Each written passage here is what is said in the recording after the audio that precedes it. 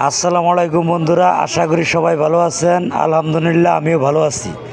আজকে আমি আপনাদেরকে ধান চাষের একটি আমাদের খুব জনপ্রিয় একটা টিপস শেয়ার করব। ধানের বাম্পার ফলনের জন্য আমাদের ধনবাড়ি টাঙ্গাইলের কৃষকেরা কিভাবে ধানের বাম্পার ফলনের জন্য ধানের চারা থেকে চারা তৈরি করে, অর্থাৎ বীজতলা থেকে চারা উত্তোলন করে আবার সেই চারা জমিতে নতুন করে রোপণ করা হয়।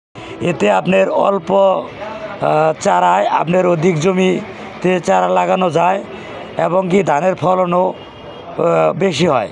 ধানের শীষগুলোও অনেক বড় বড় হয়, ধানগুলো পুষ্ট হয়, ধানের চিটা কম হয়। এই জন্য আমাদের গ্রামের চাষিরা এই পদ্ধতি অবলম্বন করে। এই পদ্ধতির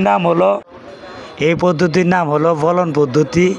এই পদ্ধতিতে আপনার চারা লাগালে সে চারা দিয়ে আবার ধান রোপণ করলে আপনার ফলন বিঘাপতি ফলন বেশি আসে। আপনার 1 বিঘা জমিতে যদি এমনিতে ধান হতো 15 মণ, এমনি অন্তত 3 মণ হারে বেশি আসবে ধান। এজন্য আমাদের গ্রামের চাষিরা এই পদ্ধতিতে জমিতে বলন লাগায় এবং কি এই পদ্ধতি অবলম্বন করে। এছাড়া এই ভিডিওটি যদি আপনাদের ভালো লাগে অবশ্যই আমার চ্যানেলটিকে সাবস্ক্রাইব করতে ভুলবেন না। আমার চ্যানেলে আপনাদের সাপোর্ট ও ভালোবাসা পেলে আরও সুন্দর সুন্দর কন্টেন্ট নিয়ে আসবো। অবশ্যই আমার চ্যানেলটিকে একটা সাবস্ক্রাইব করে বেল আইকনটি অন করে দেবেন। এছাড়া আরও সুন্দর সুন্দর ভিডিও দেখতে আমাদের পাশেই থাকবেন।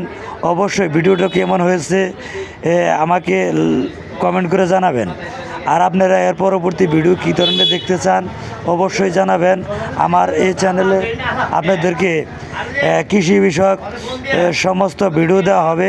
এছাড়া কৃষি টিপস, যেমন আপনার গাছের রোগ পোকা এসব নিয়ে ভিডিও, প্রত্যেক দিন নতুন নতুন ভিডিও পাবেন।